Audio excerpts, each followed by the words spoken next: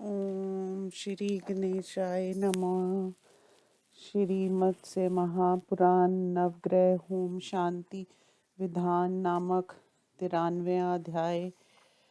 हिंदी अनुवाद।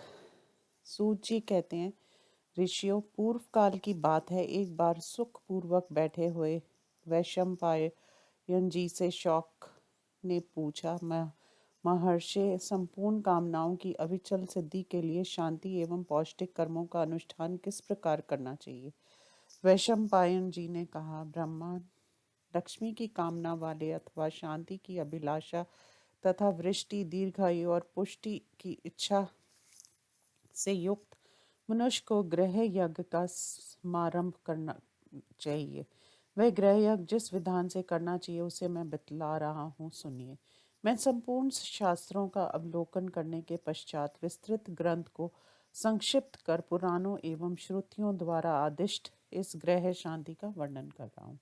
इसके लिए ज्योतिषी ब्राह्मण द्वारा बतलाए गए पुण्यमय दिन में ब्राह्मण द्वारा स्वस्ति वाचन कराकर ग्रहों एवं ग्रहाधिदेवों की स्थापना करके हवन प्रारंभ करना चाहिए। पुराणों एवं श्रुतियों के ज्ञाता विद्वानों ने 3 प्रकार का ग्रह यज्ञ बतलाया है।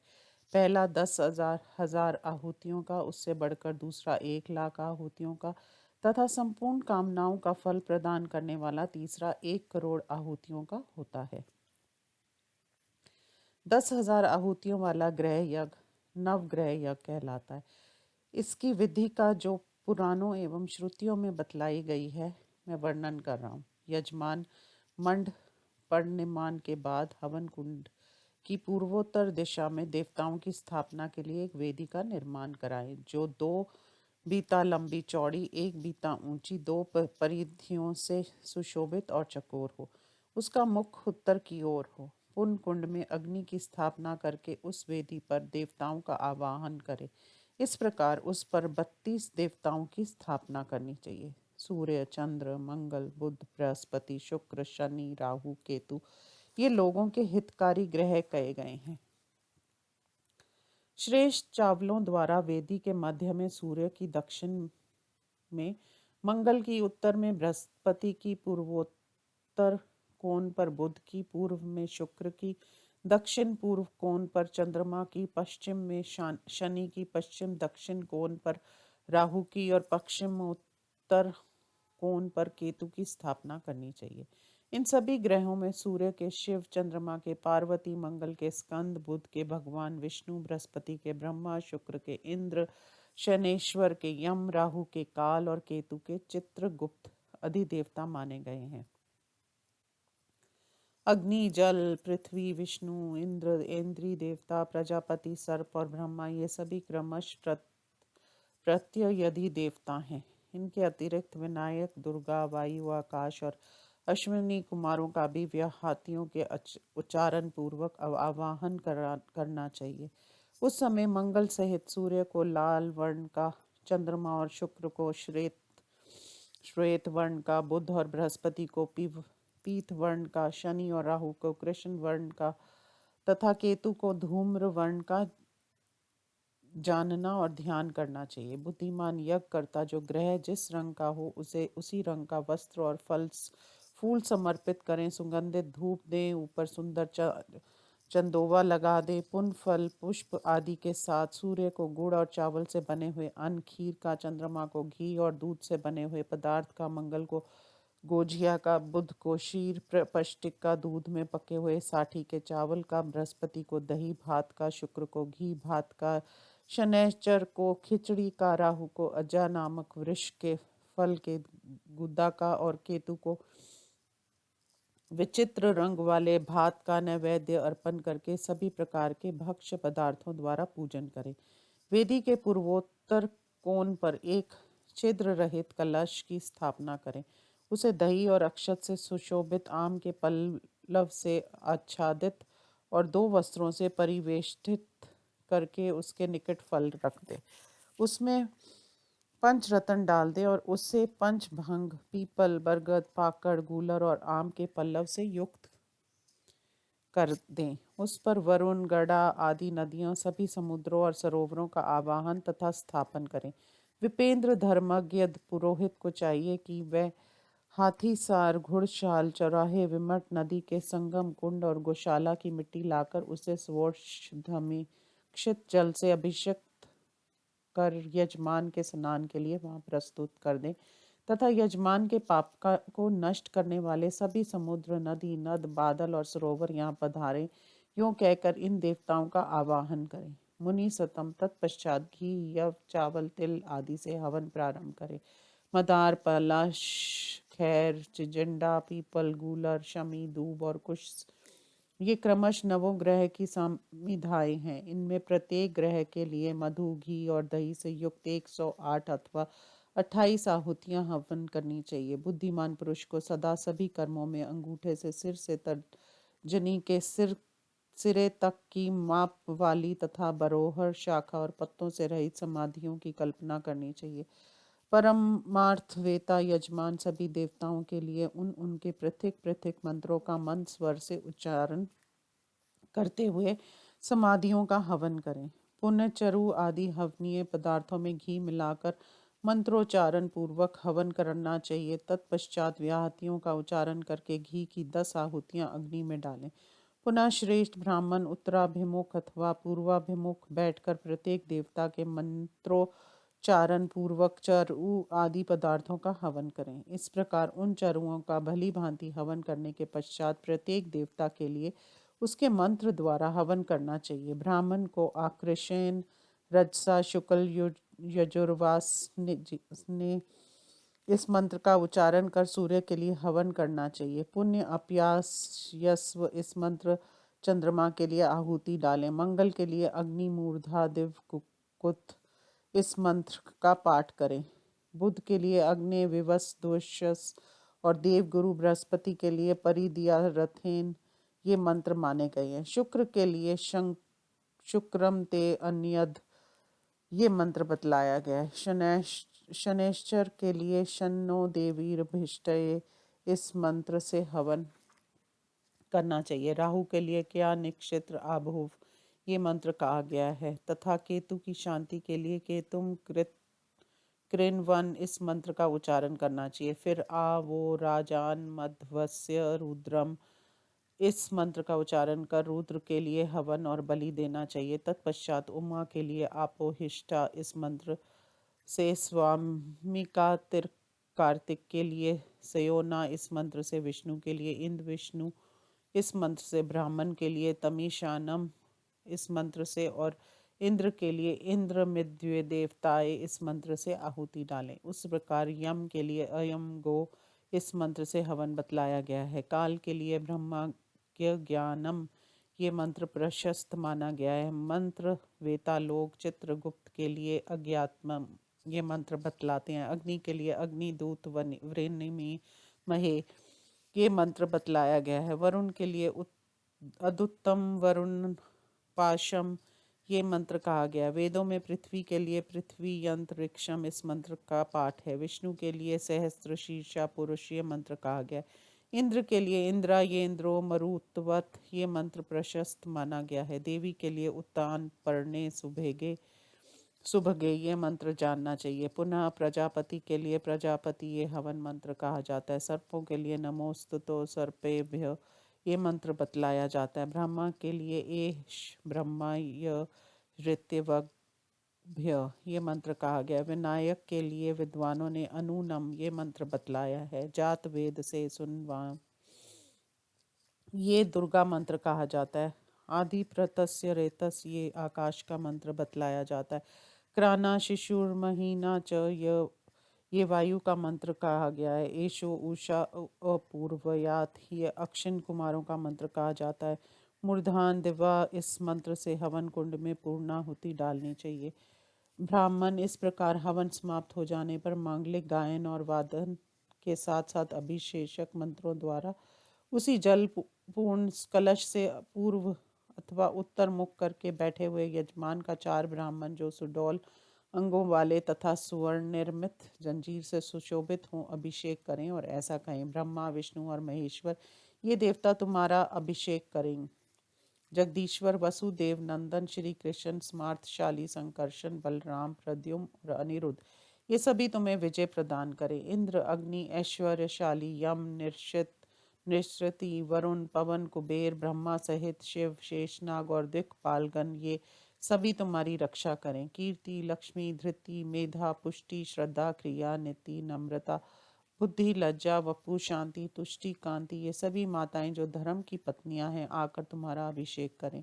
सूर्य, चंद्रमा, मंगल, बुध, बृहस्पति, शुक्र, शनैश्चर, राहु और केतु ये सभी ग्रह तो तृप्त होकर तुम्हारा अभिषेक करें। देवता, दानव, गंधर्व, यक्ष, राक्षस, सर्प, ऋषि, मुनि, गौ, देव माताएं, देव पत्नियां, वृक्ष, नाग, दैत्य, अप्सराओं के समूह, अस्त्र, सभी शस्त्र, नृप, गण, वाहन, औषध, रत्न, कला, काष्ठा आदि काल के अवयव, नदियां, सागर, पर्वत, तीर्थ स्थान, बादल, नद ये सभी संपूर्ण कामनाओं की सिद्धि के लिए तुम्हारा अभिषेक करें। इस प्रकार श्रेष्ठ ब्राह्मणों द्वारा सर्वौषध एवं संपूर्ण सुगंधित पदार्थों से युक्त जल से स्नान करा दिए जाने के पश्चात सपनीक यजमान श्रेष्ठ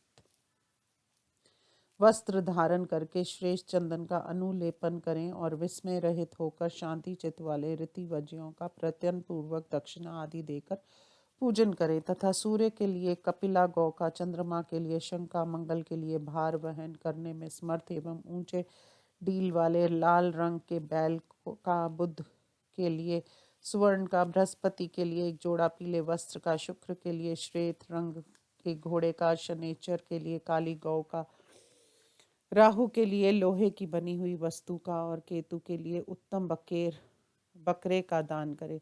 यजमान को ये सारी दक्षिणाएं सुवर्ण के साथ अथवा स्वर्ण निर्मित मूर्ति के रूप में देना चाहिए अथवा जिस प्रकार गुरु पुरोहित प्रसन्न हो उनके अज्ञानुसार सभी ब्राह्मणों को स्वर्ण से अलंकृत गौएं अथवा केवल स्वर्ण दान करना चाहिए, किंतु सर्वत्र मनोच्चारण पूर्वक ही इन सभी दक्षिणाओं के देने का विधान है। दान देते समय सभी देय वस्तुओं से पृथक पृथक इस प्रकार प्रार्थना करनी चाहिए। कपिले, तुम रोहिणा रूपा हो, तीर्थ एवं देवता तुम्हारे स्वरूप हैं तथा तुम संपूर्ण देवों की पूजनीय हो, अंत मुझे शांति प्रदान करो। शंख, तुम पुण्य के भी पुण्य और मंगलों के भी मंगल हो। भगवान विष्णु ने तुम्हें अपने हाथ में धारण किया है, इसलिए तुम मुझे शांति प्रदान करो। जगत को आनंदित करने वाले विश्रभ, तुम विश्व रूप से धर्म और अष्टमूर्ति शिव जी के वाहन हो, अंत मुझे शांति प्रदान करो।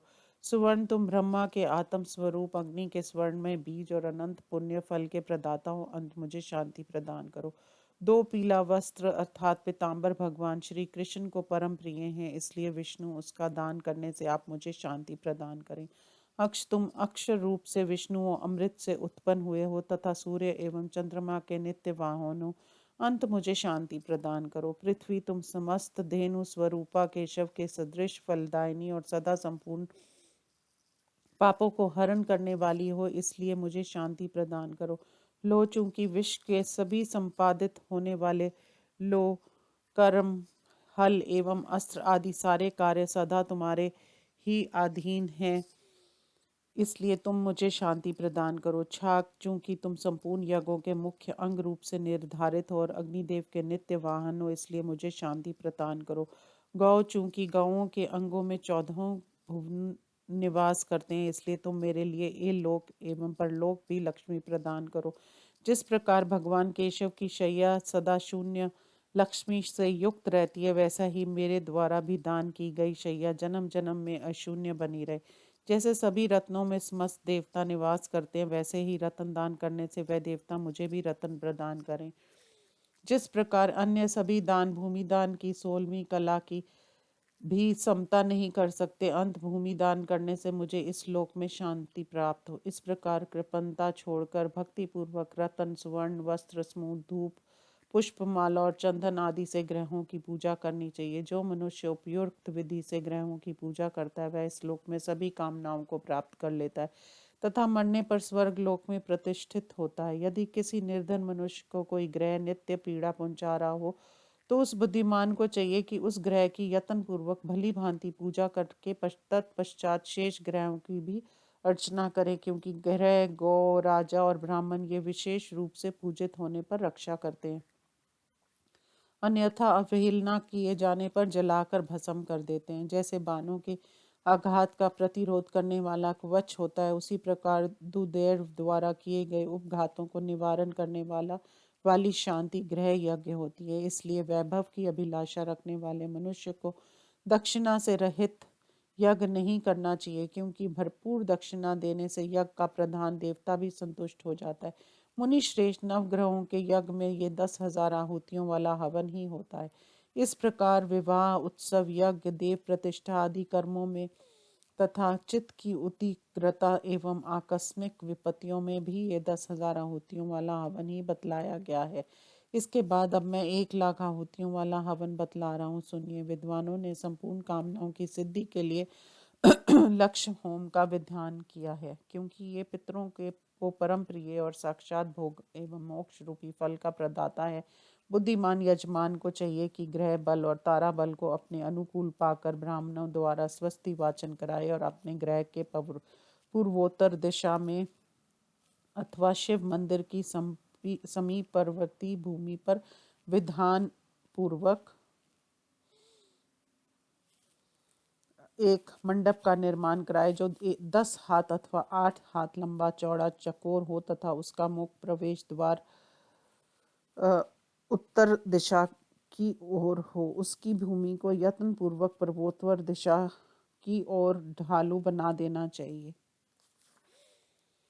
तदंतर मंडप के पूर्वोत्तर भाग में यथार्थ लक्षणों से युक्त एक सुंदर कांड तैयार कराएं, जो चारों ओर से चकोर हो, जिसमें योनि रूप मुख बना हो और जो मेखला से युक्त हो। ये मेखला 4 अंगुल चौड़ी और उतनी ही ऊंची कुंड को चारों ओर से घेरे हुए और पूर्वोत्तर दिशा की ओर ढालू हो। सभी लोगों के लिए ग्रह शांति के निमित्त नवग्रह यज्ञ बतलाया गया है। चूंकि उपयुक्त परिमाण से कम अथवा अधिक परिमाण में बना हुआ कुंड अनेकों प्रकार का भय देने वाला हो जाता है, इसलिए शांति कुंड को परिमाण के अनुकूल ही बनाना चाहिए। ब्राह्मण लक्ष्य होम को अयुत होम से 10 गुना अधिक फलदायक बतलाया है, इसलिए ये प्रयत्न पूर्वक आहुतियों और दक्षिणों द्वारा संपन्न करना चाहिए। लक्ष्य होम में कुंड 4 हाथ लंबा और 2 हाथ चौड़ा होता है। उसके भी मुख्य स्थान पर योनि बनी होती है और वह 3 मेखलाओं से युक्त होता है। विश्वकर्मा ने कुंड के पूर्वोत्तर दिशा में 3 बित्ते की दूरी पर देवताओं की स्थापना के लिए एक वेदी का भी विधान बतलाया है, जो चारों ओर से चकोर पूर्वोत्तर दिशा की ओर ढालू विश्वकर्म कुंड के व्यास के आधे परिमाण के बराबर ऊंची और 3 परिधियों से युक्त हो। इनमें पहली परिधि 2 अंगुल ऊंची तथा शेष 2 1 अंगुल ऊंची होनी चाहिए। विद्वानों ने इन सब की चौड़ाई 3 अंगुल की बतलाई है। वेदी के ऊपर 10 अंगुल ऊंची एक दीवार बनाई जाए, उसी पर पहले की ही भांति फूल और अक्षतों से देवताओं का आवाहन किया जाए। मुनि श्रेष्ठ अधिदेवताओं एवं प्रतिनिधि देवताओं सहित सभी ग्रहों को सूर्य के सम्मुख ही स्थापित करना चाहिए, उत्तराभिमुख अथवा परान्मुख नहीं। लक्ष्मी कामी मनुष्य को इस यज्ञ में सभी देवताओं के अतिरिक्त गरुड़ की भी पूजा करनी चाहिए। उस समय ऐसी प्रार्थना करनी चाहिए, गरुड़ तुम्हारे शरीर से सामवेद की ध्वनि निकलती रहती है, तुम भगवान विष्णु के वाहन और नित्य विश्व रूप पाप को हरने वाले हो, अंत मुझे शांति प्रदान करो। तत्पश्चात पहले की तरह कलश की स्थापना करके हवन आरंभ करे। 1,00,000 आहुतियों से हवन करने के पश्चात पुण्य समाधियों के संख्या के बराबर और अधिक आहुतियां डालें। फिर अग्नि के ऊपर घृत कुंभ से वसोर धारा गिराएं। वसोर धारा की विधि ये है: भुजा बराबर लंबी गूलर की लकड़ी से, जो खोखली ना हो तथा सीधी एवं गीली हो, सुतवा बनाकर उसे 2 खंभों पर रखकर उसके द्वारा अग्नि के ऊपर सम्यक प्रकार से घी की धारा कराएं। उस समय अग्नि सूतक, रुद्र सूतक सूक्त सुनाना चाहिए तथा महावेश साम और ज्येष्ठ साम का पाठ कराना चाहिए। तदुपरांत पूर्व व्रत यजमान स्नान कर स्वस्ति वाचन कराए तथा क्रोध रहित होकर शांति चित्त से पूर्ववत रीतिवजुओं को पृथक पृथक दक्षिणा प्रदान करे। नवग्रह यज्ञ के अयुत होम में 4 वेता ब्राह्मणों को अथवा श्रुति के जानकर एवं शांत स्वभाव वाले 2 ही रीतिवजों को नियुक्त करना चाहिए, विस्तार में नहीं फंसना चाहिए। उसी प्रकार लक्ष्य होम में अपनी सामर्थ्य के अनुकूल मत्सरहित होकर 10, 8 अथवा 4 ऋतिवजों को नियुक्त करना चाहिए। मुनि श्रेष्ठ संपत्तिशाली यजमान को यथाशक्ति भक्ष्य पदार्थ, आभूषण, वस्त्रों सहित शैया, स्वर्ण निर्मित कड़े, कुंडल, अंगूठी और कंठ सूत्र, हार आदि सभी वस्तुएं लक्ष्म होम में नवग्रह यज्ञ से 10 गुनी अधिक देनी चाहिए। मनुष्य को कृपणतावश दक्षिणा रहित यज्ञ नहीं करना चाहिए। जो लोभ अथवा ज्ञान से भरपूर दक्षिणा नहीं देता उसका कुल नष्ट हो जाता है। समृद्ध कामी मनुष्य को अपनी शक्ति के अनुसार अन्न का दान करना चाहिए, क्योंकि अन्न दान रहित किया हुआ यज्ञ दुर्भिक्ष रूप फल का दाता हो जाता है। अन्नहीन यज्ञ राष्ट्र को, मंत्रहीन ऋतिवज को और दक्षिणा रहित यज्ञकर्ता को जलाकर नष्ट कर देता है। इस प्रकार विधिहीन यज्ञ के समान अन्य कोई शत्रु नहीं है। अल्प धन वाले मनुष्य को कभी लक्ष्म होम नहीं करना चाहिए, क्योंकि यज्ञ में दक्षिणा आदि के लिए प्रकट हुआ विग्रह सदा के लिए कष्टकारक हो जाता है। स्वल्प संपत्ति वाला मनुष्य केवल पुरोहित की अथवा 2 या 3 ब्राह्मणों की भक्ति के साथ विधि पूर्वक पूजा करे, अथवा एक ही वेदज्ञ ब्राह्मण की भक्ति के साथ दक्षिण आदि से प्रयत्न पूर्वक अर्चना करे। बहुतों के चक्कर में ना पड़े। अधिक संपत्ति होने पर लक्ष्म होम करना चाहिए, क्योंकि यह अधिक लाभदायक है। इसका विधि पूर्वक अनुष्ठान करने वाला मनुष्य सभी कामनाओं को प्राप्त कर लेता है। वह 800 कल्पों तक शिवलोक में वसुगण, आदित्यगण और मरुद्गणों द्वारा पूजित होता है तथा अंत में मोक्ष को प्राप्त हो जाता है। जो मनुष्य किसी विशेष कामना से इस लक्ष्म होम को विधि पूर्वक संपन्न करता है, उसे उसी कामना की प्राप्ति हो ही जाती है। साथ ही वह अविनाशी पद को भी प्राप्त कर लेता है। इसका अनुष्ठान करने से पुत्रार्थी को पुत्र की प्राप्ति होती है, धनार्थी धन लाभ करता है, भयार्थी सुंदर पत्नी, कुमारी कन्या सुंदर पति, राज्य से भ्रष्ट हुआ राजा राज्य और लक्ष्मी का अभिलाषी लक्ष्मी प्राप्त करता है। इस प्रकार मनुष्य जिस जिस वस्तु की अभिलाषा करता है उसे उस प्रचारु मात्रा में प्राप्त हो जाती है। जो निष्काम भाव से इसका अनुष्ठान करता है वह पर ब्रह्मा को प्राप्त हो जाता है। मुने प्रयत्न पूर्वक दी गई आहुतियां, दक्षिणा और फल की दृष्टि से ब्रह्मा ने कोटि होम को इस लक्ष्म होम से 100 गुना अधिक फलदायक बतलाया। इसमें भी ग्रहों एवं देवों के आवाहन, विसर्जन, स्नान तथा दान में प्रयुक्त होने वाले होम मंत्र पहले के ही हैं। केवल कुंड, मंडप और वेदी में कुछ विशेषता है, वह मैं बतला रहा हूँ, सुनिए। इस कोटि होम में सब ओर से चकोर 4 हाथ के परिमाण वाला कुंड बनाना चाहिए। वह तो 2 योनि मुखों और 3 मेखलाओं से युक्त हो। विद्वानों को पहली मेखला 2 अंगुल ऊंची बनानी चाहिए। उसी प्रकार दूसरी मेखला 3 उंगली ऊंची बतलाएगी और तीसरी मेखला ऊंचाई और चौड़ाई में 4 उंगली की होनी चाहिए। पहली दोनों मेखलाओं की चौड़ाई 2 उंगल की ही ठीक मानी गई है। इनके ऊपर एक बिता लंबी और 6-7 उंगल चौड़ी योनि होनी चाहिए। उसका मध्य भाग कछुए की पीठ की तरह ऊंचा और दोनों पार्श्व भाग 1 उंगल ऊंचा हो। वह हाथी के होंठ के समान लंबी और छिद्र घी गिरने का मार्ग युक्त हो। सभी कुंड में यही योनि का लक्षण बतलाया जाता है। योनि सभी मेखलाओं के ऊपर पीपल के पत्ते के सदृश होनी चाहिए। कोटि होम में 4 बीता लंबी, चारों ओर से चकोर और 3 परिधियों से युक्त एक वेदी होनी चाहिए। परिधियों का प्रमाण तथा वेदियों की ऊंचाई पहले कही जा चुकी है। पुनः 16 हाथ लंबे चौड़े मंडप की स्थापना करें, जिसमें 4 दिशाओं में दरवाजे हों। बुद्धि संपन्न यजमान उसके पूर्व द्वार पर ऋग्वेद के पारगामी ब्राह्मण को, दक्षिण द्वार पर यजुर्वेद के ज्ञाता को, पश्चिम द्वार पर सामवेद को और उत्तर द्वार पर अर्थर्वेदी को नियुक्त करें।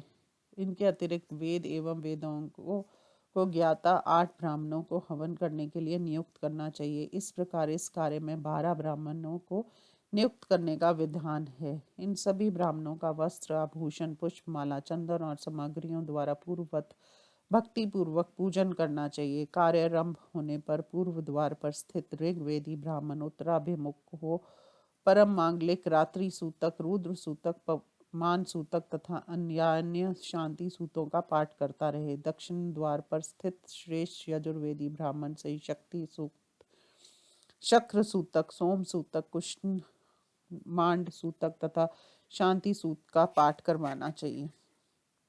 पश्चिम द्वार पर स्थित सामवेदी ब्राह्मण सुपर्ण वैराज आग्रे इन रचाओं रुद्र संहिता ज्येष्ठ साम तथा शांति पाठों का गान करें।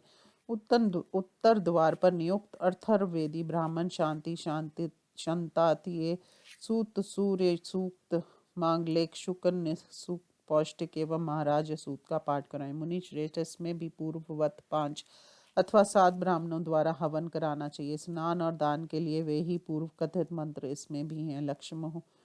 लक्ष्य होम में केवल वसोर धारा का विधान विशेष होता है। जो मनुष्य उपयुक्त विधि से कोटि होम का विधान करता है वह इस लोक में संपूर्ण कामनाओं को प्राप्त कर लेता है और मरने पर विष्णु लोक में चला जाता है। जो मनुष्य 3 प्रकार के ग्रह यज्ञों का पाठ अथवा श्रवण करता है उसका आत्मा समस्त पापों से विशुद्ध हो जाता है और अंत में वह इंद्र लोक में चला जाता है। धर्मज्ञ मनुष्य 18,000 अश्वमेध यज्ञों के अनुष्ठान से जो फल प्राप्त करता है वह फल कोटि होम नामक यज्ञ से प्राप्त हो जाता है।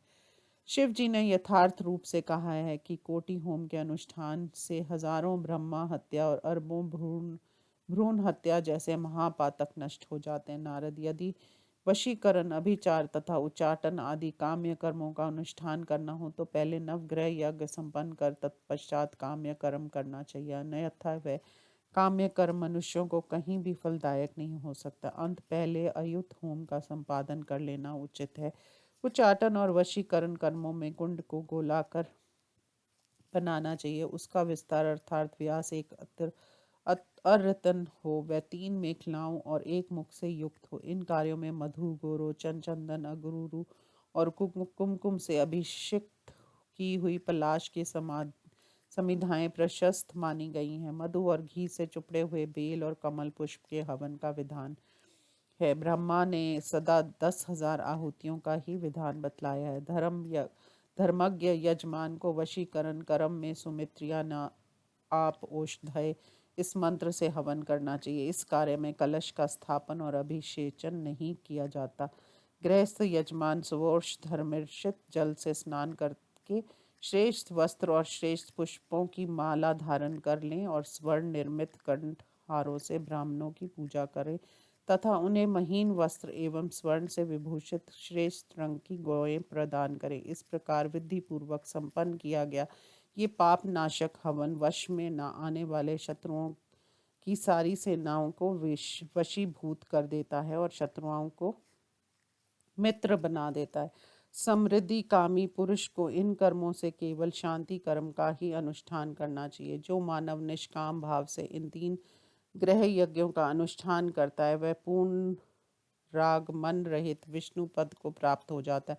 जो मनुष्य इस ग्रह यज्ञ को नित्य सुनता अथवा दूसरों को सुनाता है उसे ना तो ग्रह जनित पीड़ा होती है और ना उसके बंधुजनों का विनाश ही होता है। जिस घर में ये तीनों ग्रह लक्ष्य एवं कोटि होम यज्ञ विधान लिख कर रखे रहते हैं वहाँ ना तो बालकों को कोई कष्ट होता है ना रोग तथा बंधन भी नहीं होता। विद्वानों का कहना है कि कोटि होम संपूर्ण यज्ञों के फल का प्रदाता अखिल पापों का विनाशक और भोग एवं मोक्ष रूप फल प्रदान करने वाला है। श्रेष्ठ देवगण लक्ष्म होम को अश्वमेध यज्ञ के समान फलदायक बतलाते हैं। उसी प्रकार नवग्रह यज्ञ द्वादशाह यज्ञ के सदृश फलकारक बतलाया जाता है। इस प्रकार मैंने इस समय उत्सव के आनंद की प्राप्ति के लिए संपूर्ण पापों का विनाश करने वाले इस देव यज्ञाभिषेक का वर्णन कर दिया। जो मनुष्य प्रसंगवश इसका इसी रूप में पाठ अथवा श्रवण करता है वह दीर्घायु एवं निरोगता से युक्त होकर अपने शत्रुओं को पराजित कर देता है।